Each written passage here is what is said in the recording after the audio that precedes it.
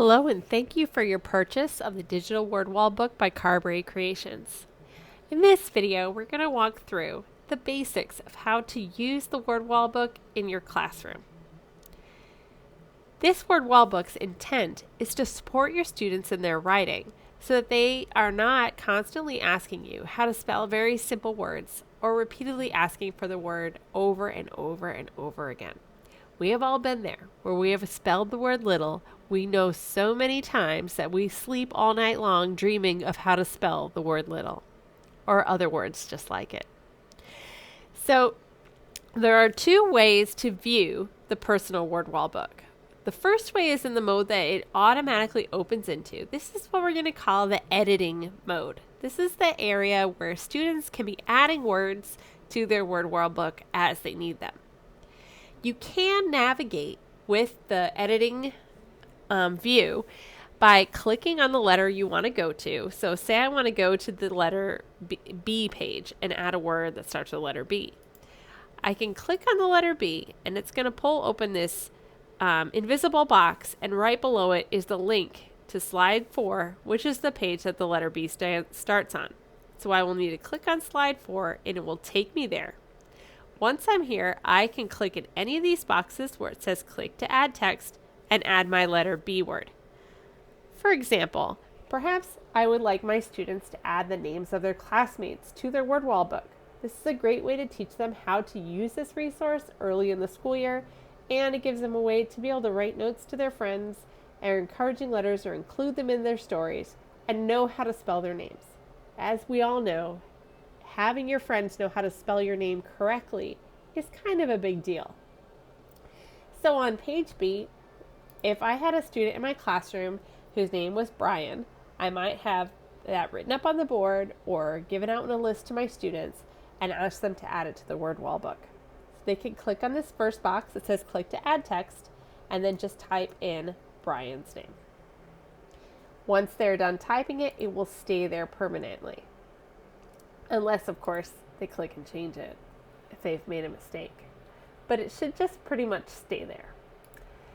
Now, it still doesn't look very pretty when I'm trying to read through my pages. It's got all this click to add text stuff, and navigating through here is a little bit tricky.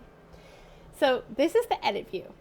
The other view is in present view. Or I tell my students, this is in the view that you use when you're just writing and you just want to look up the words. It's the easiest to navigate and the easiest to read. So if you click up here in the upper right hand corner on present, it will now open up this Google slide in a presentation mode.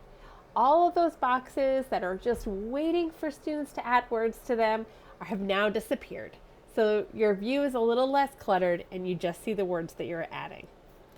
Now on page B, we see all these words that are from the Dolch Sight Word List for pre-K to 3rd grade, listed right here, plus the personalized words that your student is adding to your class.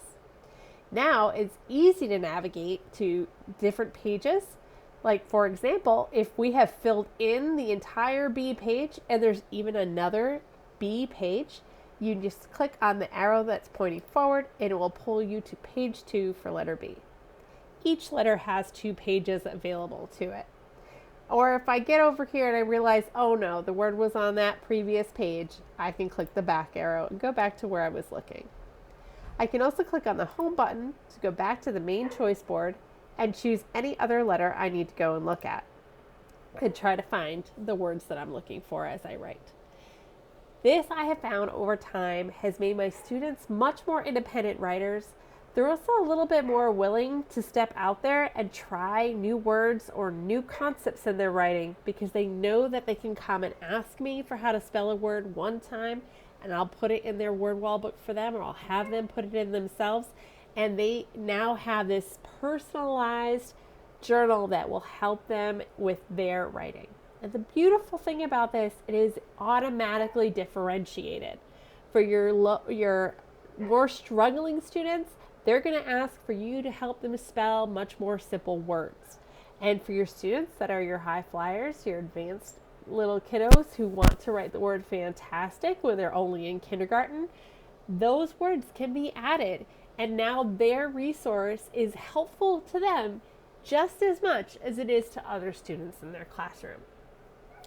So that's the end of this video.